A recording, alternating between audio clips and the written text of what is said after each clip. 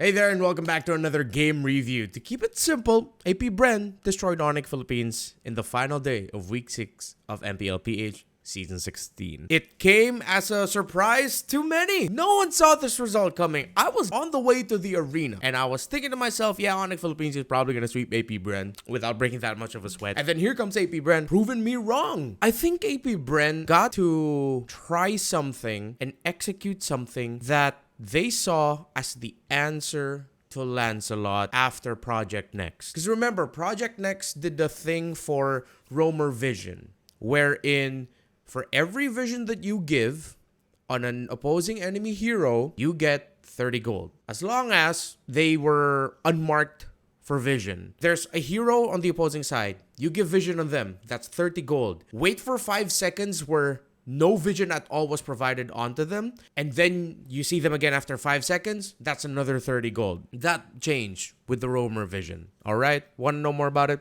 Read about it. But I think Khaleed is AP Bren's answer to the Lancelot, especially in Project Next. Because after the series with Team Liquid, Onic Philippines, this Lancelot was, again, a harsh reminder to the world that if you're going up against Onic PH, maybe it would be best to not give the Lancelot to them. Although it's not going to be always a win. We even got to see Aurora get to defeat Onic Philippines, despite Onic Philippines getting the Lancelot. That Lancelot pick on the side of Onic Philippines still needs to be respected. So, with the change that we explained earlier, Khaleed became AP Brent's answer right away. Because they not only do this in Game 1, but they first pick Khaleed juicing red side after giving away the Lancelot. They do that in Game 2 as well. Yes, this is an incredibly ballsy move by AP Bren, considering that they're not only giving the Lancelot, but they're giving the Harith as well.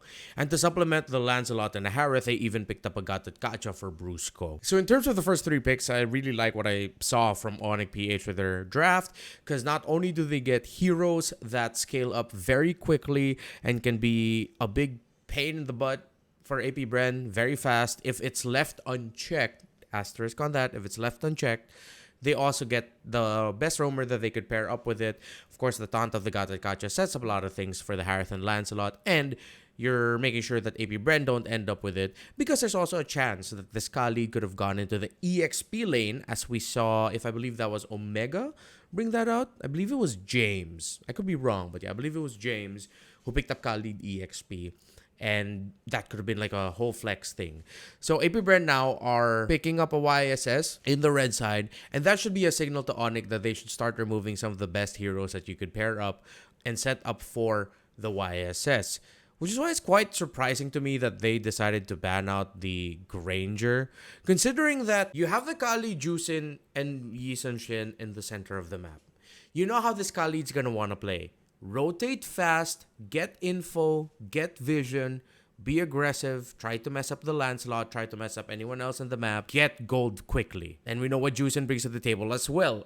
You use your Crimson Beacon as a way out, or very strong crowd control to supplement the Khaleed as well, and to help set up for the Khaleed and the Yi Sun Shin to deal a lot of damage. So it's very active, very proactive at the center of the map, that you need side lanes that will hold. I think it would have been more detrimental to AP Bren if they actually picked up the Granger for their lineup. Yes, many times in the season we have said that picking a lineup that is one carry centric is risky. But the Yi Sun Shin isn't the only carry here. You have the Ruby, while being able to take that condition of having someone also holding the gold lane or dominating it, whether or not he does really well with the Ruby against the Harith, we'll see in game. But theoretically, you have 2 carries who deals a lot of damage. Esmeralda low-key turned into a carry as well, because the Low Yi was picked up, and Esmeralda is more than happy to play into the Low Yi and to everyone else in the side of Onic. Once you get an idea of where the Lowy could be, who else is going to be with the Lowy, that's going to be a fight that you are willing to take if you're an Esmeralda, because of course we know how much shields Lowy generates for herself as well. And yes, you're going to be taking a lot of damage across all those members, but there's a chance you might just be dishing back a lot more and surviving a lot longer compared to the other members of Onic. So a bit of a head scratcher with for me on the Granger ban. However, I do like the acknowledgement on the Bane because a day before this, we saw Baney Cutie pop off for the NC Pro team. Gold Lane Bane. Definitely, you gotta have to watch out for it. I think it's gonna start really popping up more in the draft and especially the playoffs. Happening soon in MPL PH. So if there's one thing I would have changed this into a Ruby ban so that they couldn't have a gold lane sustain fighter. That meant that AP Bren would be more than comfortable to play their strategy, especially since that they got to pick Esmeralda in the fourth pick as well. Look at the bans of AP Bren. Of course, Wano and Fanny. At this point, that's housekeeping. And you do not want to go up against, especially that Fanny if you're the YSS. 1-1 is just definitely just ban it if you're on the red side. And then the Kalea ban as well, taking away a strong pick-off hero from Brusco. And not only pick-off, Surge of Life has actually come into the clutch a lot for teams who played Kalea this season. And then they take away the Kimi in the Farsa as well because the Kimi could have acted as a tertiary, that's third carry for the lineup of Onyx. So if ever, potentially this could have been Kimi, Harith, Lancelot, and that honestly would have made the strategy of playing around just the YSS and the Ruby together even more risky. So that was a very smart ban for AP Bren. And of course, with how quickly the Farsa can get around the map and the pressure it can apply at the center of the map, if you're not afraid to use the Feathered Airstrike, you could actually blast the Ruby, maybe even the YSS, before they can get anywhere close. Advantage for Onic, and then Onic will just run them down and chase them. Now, we know that the Loyi is a signature pick for Onic Philippines. It's a signature pick for Super Friends. But there's something about the Loyi in this scenario that I couldn't tell. I was just quite off with it, especially since it came after the Esmeralda. Macro-wise, it definitely could have been executed better for Onic based on what I remember from seeing this game number 1. But in terms of the team fighting, I feel like just picking up the Loyi after the Esmeralda pickup is a little bit too brave for my taste. So we're going to hop into the game, not spend too long into the draft, and we're going to see where the initial rotations are going to be. This is going to be more of like a watch-along experience, so you're going to hear the commentary of Leo, Naisu, and Midnight. So X-Nova isn't so aggro with getting vision since since Brusco and Super Friends. Let's rewind that. So X-Nova, believe if I'm not mistaken, got to get the vision onto Brusco and Super Friends. Even got the vision onto King Kong. If I'm not mistaken, that should be like 90 gold. And you see how good it is to trade if you're a Khaleed and a Juicin together. But of course, as long as the skills are hitting, it's also good to trade if you're the Loyi and the Gatot Kacha. But Brusco being forced to use Revitalize feels like a sign of things to come. You see there, that's a good example of just Aqua and Next Nova being aggressive, trading in the center of the map. And yeah, this was an interesting thing. This was actually the first time James Banks ever played Yisun Shin this season. Majority of the time, it felt like AP Bren were trying to find new picks or different priorities for James Banks, trying to bring back the Lucas even in the jungle. But I like how even this late in the season, we're still seeing debut picks for some teams because they spent another, or maybe the earlier half of the season, trying to play things their way a little bit more before they eventually just go along with the rest of the meta. So X-Nova's gonna get blasted first because of all the damage tossed out. It became a trade roamer for roamer. James Banks though got a lot of damage onto King Kong, which means rotation wise King Kong will just be a little bit behind, and James Banks will be able to get his Beetle without any contention. Keller and Shizo, they're not gonna be fighting a lot for the gold here. So that was a slight win there for AP Bren. Because now, because of the slight delay onto King Kong, forcing him to go back home after taking a lot of damage, it's going to be AP Bren who starts off the turtle first. So it's their tempo. Ryota. Okay. I like the damage that he was able to deal. Oh, that was just a straight up retry win for James Banks. King Kong wasn't like he was stunned.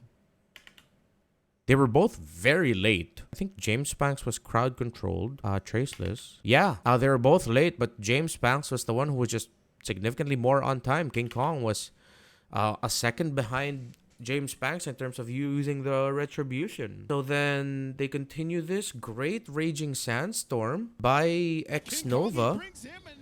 And you see what we're talking about when it comes to when we're talking about the Khaleed. And I know Onic is very familiar with this because that Khaleed pick brought them wonders in the M6 World Championship too. But I like how AP Bren for the first 2 minutes was just go here, this, go here, that, do this. Even Shizo was fearless to use his flicker and I'm offended. They weren't able to get a kill there, but they're delaying. James Max got another delay again. And AP Bren were playing fast. They played so quickly. They went from one sequence, one commitment to another to mess up the center of the map of Onic. That after all of that, they already have around a 1,500 gold lead, and this delays a lot of the rotations and the tempo setting that Super Friends and Brusco want to do. Really commendable stuff that AP Bren did there. Now, X-Nova's here in the bottom lane. Keller was able to get away there, but he had to commit the Zalman Force to survive the trade and to get out of there safely. So those are just great moves overall, especially in the center of the map for AP Bren, for Aqua, X-Nova, and James Banks. And I really appreciate that Shizo is even double laning as well. He's leaving the gold lane when he can. Keller's hesitant to trade against this Ruby, because one misplay means he might be lacking a dash. Because with the minions present, the Ruby will be able to sustain the damage of the Harith. Not gonna win lane, but it's like Keller's gonna be thinking like, wait, I wasted all of my ultimates, my skills, dashes, all of that, just for the Ruby to be okay. Don't want to take that trade. And it seems like Kellera knows and Onic knows that they're losing the rotation at the center of the map, so it's risky for the Harith to go out and trade aggressively against this Ruby because the Khaleed and the Juicin can roam freely and you don't always have information on the Khaleed and Juicin. Thank you, Leo, for using Mr. 50 more. Mr. 50-50. That's like, I'm proud of that moniker starting to stick for Lord JM. Could be a good thing or a bad thing. It's 50-50, baby. But when you need a coin toss moment and you need a guy to step up, it's Lord JM that's going to take it. Super Friends and Brusco go to the center of the map alongside Keller to back him up. But it was a good read by AP Bren. Ooh, error. Brusco was able to get away there, but what did they want to do? They know where the Ruby is. They lose the turtle. They rotate to where Kellera is to try and find a play. Or are they just doing that so that they help him get gold? He's able to get away, but all of that just to help the Harith double lane safely? Well, the Harith is an important part of their lineup to get gold fast, but I don't, even Midnight's thinking about it, it's like, why? You know, the Ruby's there. But I think it really was just all for the making sure that Keller can get farm. But it's getting worse for Ryota, especially. The Esmeralda at this point has 650 gold lead and climbing. 600 between the YSS and the Lancelot. Because of the initial rotations and trades that AP Bren did to mess up the center of the map of Onic, they are now just comfortably in the lead. And James Banks is able to find a solo kill onto Ryota as well, topside. Was that a solo kill or did he have... Nope. That was straight up Ryota versus James Banks, and Ryota straight up losing. The Vengeance was used by Ryota. That's a lot of damage. James Banks used his ultimate for that, if I'm not mistaken. No, he didn't even have his ultimate. Can't tell if he was on his turtle ship or not. But hell, he solo killed Ryota. Solo killed the EXP laner, and that's just losses across the map for Onic. Oh my goodness. Everything is just going wrong for Onic at this point. And this is why we make a lot of stress on the importance of the middle rotation, you know? This is not how you want to play this draft. This draft requires a lot of tempo. Now exactly what Midnight said there. This is not how you want to play this draft. This draft requires a lot of tempo. Similar to what we've been saying so far as well throughout this game, or in the early portions of the game, and why the Khaleed pick is so smart. 6 minutes in, so there's already a massive gap between the Lancelot and the Isan Shin. Elegant Gem Glowing Wand for the Juicin, makes sense. No full item just yet for Super Friends. He had to go Tough Boots because of all the control on the side of AP Bren. And then, looks like he's building... Is he on the way to building Glowing Wand of this one, or the Genius Wand? He had to get the Locket for a little bit more of... mana regen, considering that you want to use your skills a lot for the low E, and they are mana hungry skills. So Thunderbelt for Brusco, War Axe Rush for Ryota.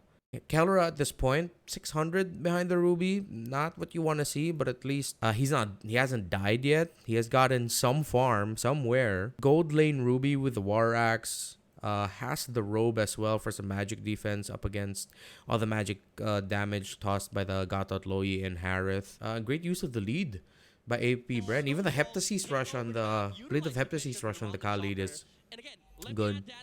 I see the constant threat of X Nova. He's just getting vision. He's showing himself off in angles that if Onic decide to push one way, X Nova can just show up there. See the damage that he can deal towards Brusco's Gatot Gacha. Okay, so the glowing wand is the first full item finally built by Superfin 6 minutes in. Definitely off timing. Onic Philippines do not want to fight into this, but they still get caught. Brusco still gets caught, but he'll be able to AOG away if I'm not mistaken. No, it gets absolutely stopped by everyone in AP Bren. So Brusco decides to trade with X Nova. He's brought low. Brusco gets spotted by Aqua, so Aqua rightfully so commits.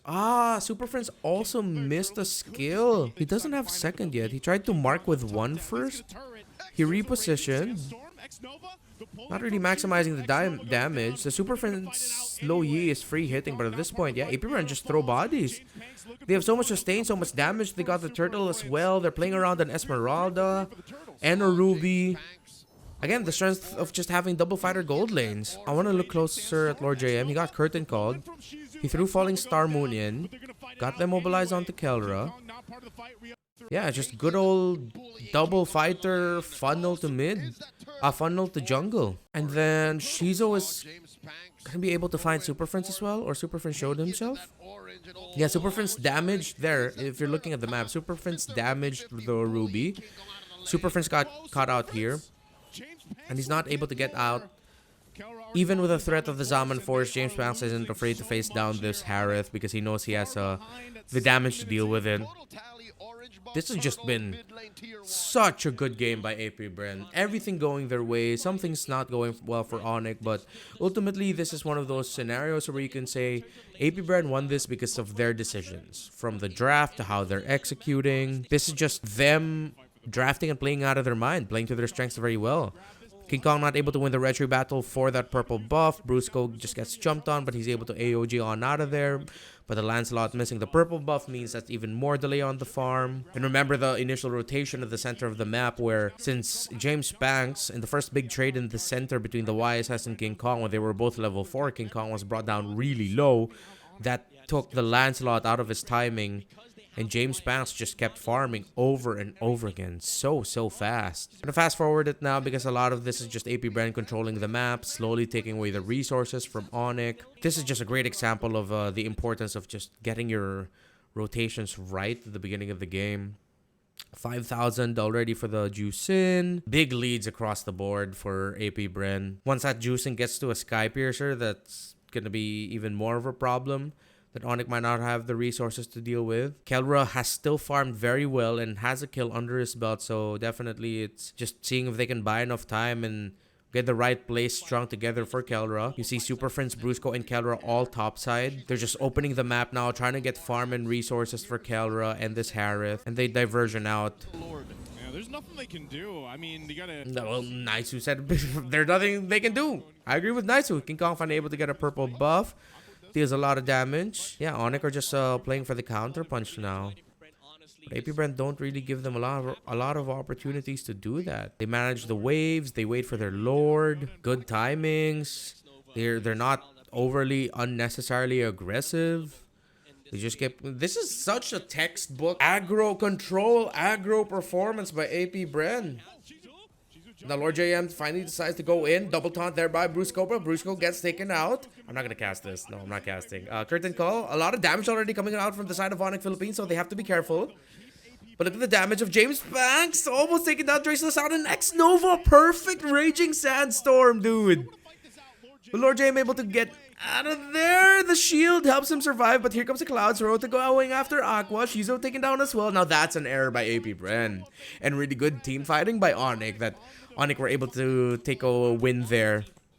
And then they'll continue the momentum, try to get more advanced positions, but then with barely any minion waves pushed out at that moment, which is why you could also say that was a great timing by AP Bren, because even after that win, there's not a lot of options for Onic to push. So let's say this is the moment where they got the double kill in one. Look at where all the minion waves are. Barely You can barely get anything in the map. X-Nova's already clearing the minion waves there at the bottom. Top lane minion wave, you're not gonna escort all of that just so that you could get the tower up top. AP Bren already got to respawn, so yeah, you play for Lord and you play it safe. So let's see how this Lord fight breaks out. Knock up on the Kelra. X-Nova, perfect. Conceal, just went straight to the back line, go straight for Super Friends, forcing reactions out of the side of Onic. So X-Nova's alone, all alone in the back.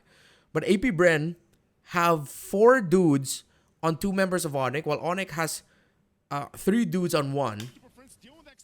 King Kong gets taken out by Lord JM. Perfect entry there by the Falling Star Moon. Was that the Falling Star Moon? It was. Good control by Aqua. Damage plus the knock-up on the Brusco by the Lord. King Kong took way too much. Lord JM, yeah. Okay, so it's the Esmeralda that finishes him off. And because of X-Nova and how that fight went out, I think, yeah. With the resource lead of AP Bren, Onic should have taken a much slower fight. And then if they don't get it, just back off. But it seems like they panicked once they saw X-Nova just freely go to the back. Because Bruce goes forward. King Kong counter Ryota Super Friends. They see X-Nova because Ryota's marking X-Nova. King Kong decides... Ah, okay. So King Kong also got pulled in by Shizo. There we go. So it was just a really good pull by the Ruby as well. And King Kong was forced to play into that. So it wasn't an Onic error. It was Shizo doing really well. Maybe King Kong shouldn't have been there exactly. Shouldn't have maybe dashed into the Lord. But especially with the presence of the Ruby. But it's tough. So besides the Khaleed, you also have the Ruby as a counter to the Lancelot. So great draft. Great game by AP Bren. And it's crazy to say that this didn't only happen in game number 1. This only happened in game number 2. Fantastic win for AP Bren. Again, from the drafting choices, from how they executed the early trades. Completely took Onic out of their timing. Onic wants to set up the tempo with a Gacha and the Low Yi, but they didn't allow Onic to do that. They just took control, never let go. Save for that one misengaged team fight wherein Ryota was able to get a double kill. That was still really good because there were no minion waves for Onic to push with. AP Bren didn't give them an opportunity to push out and actually get more wins across the map through that. So great job by AP Bren. Alright, let's go to game 2 this time and see how AP Bren were able to crush Onic here. So they decided to go for the Kimmy this time, Onic, and the high loss at the center of the map. They should do a slightly better job of protecting the jungle, as X-Nova and Aqua are gonna be playing around aggressive trades. Super Friends and Brusco can aggressively trade that as well. X-Nova and Aqua cover James Banks so that he could make it to the Litho Wanderer without a problem. And yes, this is the debut pick of Obsidia in MPL Philippines. And we'll get to see it here. Lord JM's just playing even under the turret of Onic. Up top, under the turret of Ryota so that he can get gold. Good amount of progress there too. Lord JM cutting, keeping Ryota in lane. So Lord JM's holding the purple area of Onic, getting vision here to help set up for the eventual turtle. The center of the map, Aqua and X-Nova still aggressively trading while Brusco's doing the same. James Banks gets spotted by Ryota, but Ryota gets stunned and he's forced to use the bravest fighter to get out. X-Nova zoning out Super Friends and he's focusing on him. He turns back because he knows that the damage he can dish out can help everyone here. Aqua's also going to be able to get a lot of control. James Banks will get taken out. Great turn there. Lord JM, X-Nova, and Aqua fighting into it. King Kong gets taken out, and Lord JM gets the turtle. Did he flicker? He flickered the Ionic Edge just so, bro. Bro, that's why he's Mr. 50-50 to me. When things are 50-50, count on Lord JM to make it 100% for his team. He flickered Ionic Edge. What in the hell? Oh my goodness, Lord JM. That's messed up, bro. If I'm Onic, I feel so bad. You got a Uranus stealing your turtle. I mean, it wasn't their turtle. At that point, it was anyone's turtle because both junglers were dead. But Ionic Edge flicker, that's effed up. That's so messed up. I feel so bad. But I'm laughing because it's so funny. A Uranus flicker Ionic Edge. That's hilarious. Okay. Oh my goodness. What? What's Midnight freaking about? Yeah, Lord JM's leading in the gold too. Because like what we saw earlier, he keeps going under the tower So he'll fast clear the wave as much as he can, let his minion wave shove in, and then while Ryota's just trying to deal with minion waves, you have Lord JM just swiping at the energy shielding of the turret so that he gets gold. Keller's handling the lane well against Obsidia but since Obsidia's level 4 now, you see the sudden change in how Keller's playing it. Once Obsidia hits level 4, he just playing back a little bit more, and he doesn't want to go forward until he gets information and confirmation as to where X Nova is. So he's playing it right. Aqua goes up to Lord JM. Ryota's just getting bodied in lane. 700 gold lead already for the Uranus. Going around. Alright, let's see how they fight this turtle. So Lord JM's already getting the attention of Super Friends and King Kong, so that's information as to where they are. James Pass is encouraged to try and rush this. But Brusco's there. So Brusco uses the Glorious Pathway. He'll trace Lasson out. Okay, so if this was different, then X Nova decided to help here instead, and Lord JM could just be left here to help Brusco.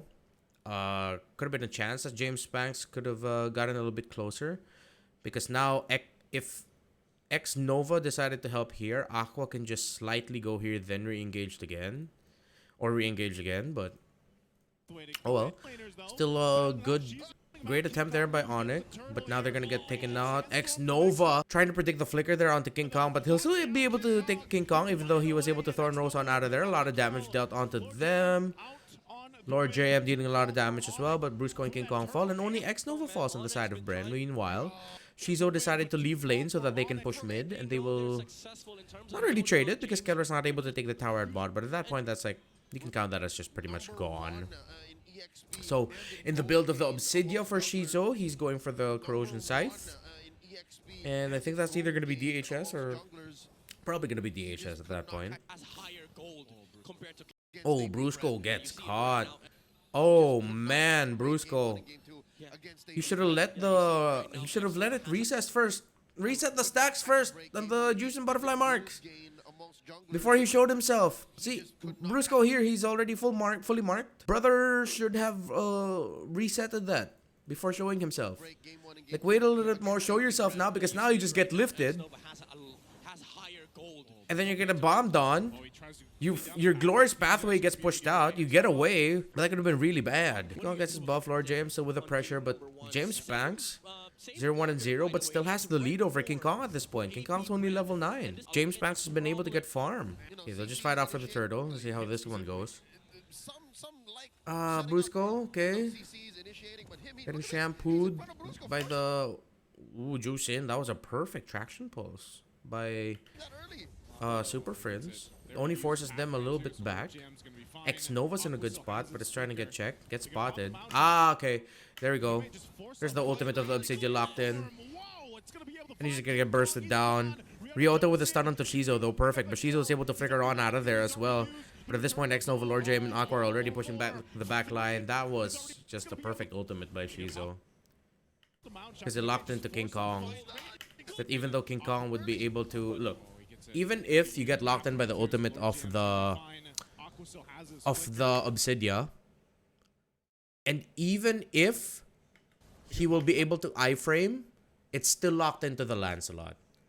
So the Lancelot used Thorned Rose to iframe out, but it doesn't like cleanse or detach you from the ultimate of the Obsidia. You're still locked in. Yes. And I'm sorry, I still haven't memorized the name of Obsidia's skills. I remember I was reviewing it before the cast, but then since Obsidia didn't come out on the days I casted, my brain just decided to junk it for the weekend. Before I have to remember it for sure, definitely for this weekend's broadcast. Big win, big win. So yeah, that was just a massive win from one turtle fight.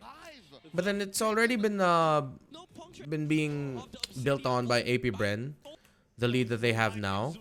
Okay, ooh, let's see how this happens.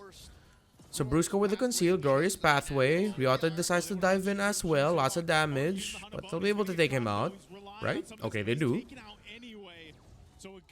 So they take the Obsidia out. They have more room. Vision from the YSS. Oh, James Max versus King Kong. He gets to seal again. So it's already level 13 for James Max, level 11 for King Kong at this point. Still a 2-level gap, favoring the Yi Sun Shin. I think Okay, Glorious Pathway just to threaten a fight. AP Bren aren't forcing anything crazy except for when Shizo got taken down up top. Aqua's been a menace for Brusco. Brusco, like, is probably so annoyed of the juicing now at this point. Look at how Aqua's just so locked in with making sure that he gets the... He keeps bringing the high loss down low. Traction Pulse forcing out the Crimson Beacon. Thorn Rose already. Shizo and James Max just focusing down on the Lord. Brusco decides the Glorious Pathway to get Vision. Lord JM keeping them back. But Onic Philippines, because of the lead that AP Bren has, just decide to back off and give it. Safe call. Honestly, very safe call. Because Shizo didn't even force his ultimate there at that point. And, ooh, 128th hero to be played in MPL PH history. AP Bren are just playing this so well. There's not a lot of openings for Onic to find. Especially since Brusco is taking a lot of focus from Aqua. That by the time the high loss falls, Onic knows that they've lost a good amount of the fight because you're not going to expect the Lapu-Lapu to hold that long. You need both the Lapu and high loss to be able to hold down the damage at Onic. Or to hold down the front line for Onic. Okay, let's see if they do anything crazy with this Lord. Nope, they can't. It was just a slow, systematic dissection of Onic. And then Brusco, Ryota, King Kong try to get the purple buff. King Kong gets it, but now look at Aqua. Just like, I got you. Great stun by James Banks. Throwing out the turtle ship. Brusco's dead. Shizo brings King Kong down to a dangerous point. Lord marching. James Banks just going past a turret. He doesn't mind anymore. He knows he has a really high damage profile. Good items. X Nova gets immobilized before he could go in for a big play, but that's still a really big play by X Nova. He just goes in. He just decided to flicker. Point blank. Minions, base, done. AP Bren just way better than Onic Philippines that day. Better in the draft. Better in the execution. That shakes up the story and adds another plot twist to the season. That if AP Bren can do that, despite them also having some very high profile losses against teams higher in the rankings, them taking down Onic Philippines here was a statement, and now I'm excited to see what else AP Bren can do. Thank you so much for watching. I tried to make sure that this wouldn't be as long as our previous videos. Super crazy long. But thank you so much. Don't forget to like and subscribe if you haven't yet. See you in the next one.